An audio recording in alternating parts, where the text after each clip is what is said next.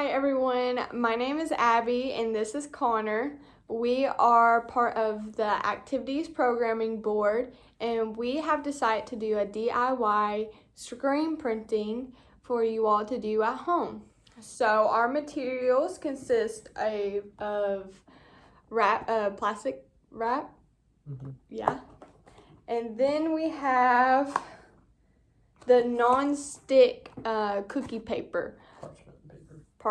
Parchment paper.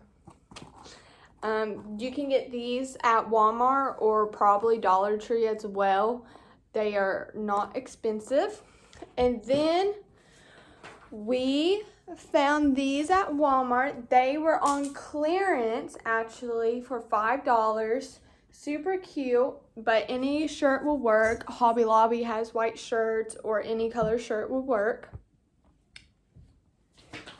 And then what you'll need to do is print out. So I have printed off, I'm a really big Harry Potter fan. So I print off the Hogwarts house to put on my shirt. Printed off the Marvel logo for mine. I'm a big Marvel fan. So we got those, and then I have scissors to cut around because you obviously don't want this big white paper all on your shirt. And then last but not least, you need an iron. So our good friend Toby let her borrow hers. Really cute and small. Any iron would work, but have it on no steam or that will ruin the shirt. All right, so we cut out our stencils. So here's mine and then there's his. And so what we're going to do now, you see how this is all wrinkly? We want to iron that out so we make sure this is flat. So I'll take my iron. I'll just go through here.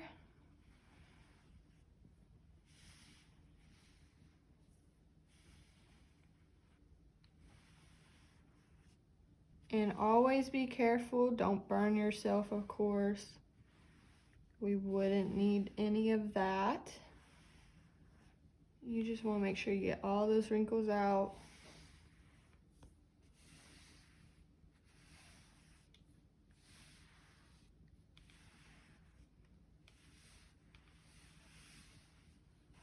I'm not putting a lot of pressure on, just casually bracing it over it. I think that's good. And then we'll go to Connor's. All right, so now since we opened up our plastic wrap, I will now get a piece of it. I don't want to be too big since obviously these aren't that big. So there's that first one. So what we will do, we will put this on top of that.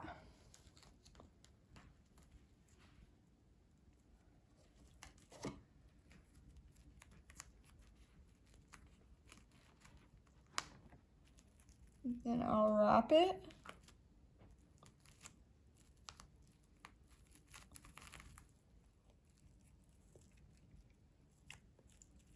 All right, and now since I wrapped it up, I wrapped it on the back and the front, and then I'll place it to where I want it to be. So I want it to kind of be in the middle.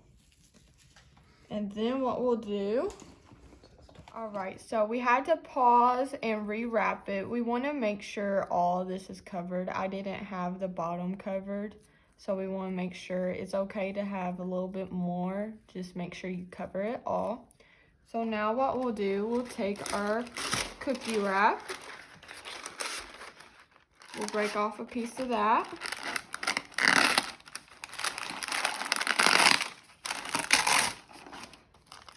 And it doesn't have to be perfect or anything, it just has to cover.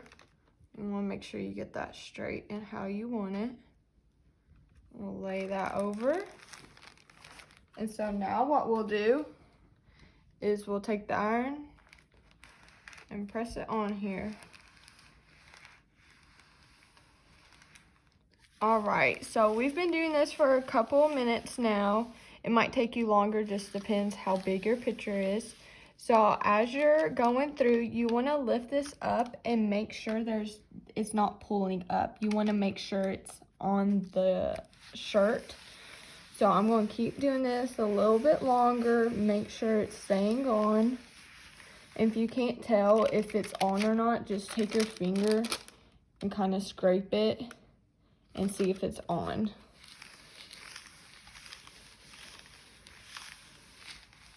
But it's sticking really well. The bigger your picture is, the longer it's going to take. That's why me and Connor chose smaller pictures to put on our shirts.